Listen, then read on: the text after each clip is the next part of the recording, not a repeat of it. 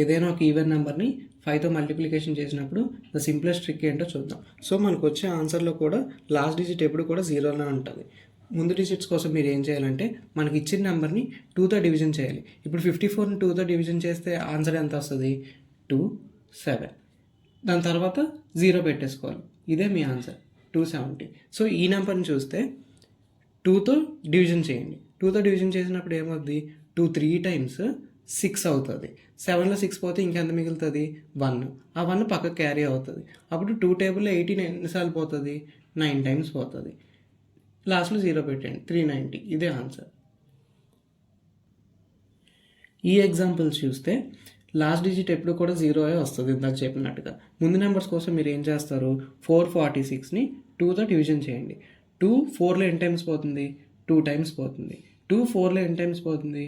2 times పోతుంది. 2 6లో ఎన్ని times పోతుంది? 3. లాస్ట్లో 0 పెట్టేస్తాం. ఇదే మీ ఆన్సర్. ఇప్పుడు ఇది చూసుకుంటే దీన్ని కూడా 2తో డివిజన్ చేయండి. 8 ఎన్ని టైమ్స్ పోతుంది?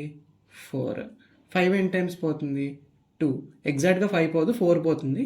కాబట్టి 1 మిగిలిపోద్ది, కాబట్టి 1 క్యారీ అయిపోతుంది. 12 ఎన్ని టైమ్స్ పోతుంది? 6. లాస్ట్లో 0 పెట్టేస్తారు. ఇదే ఆన్సర్.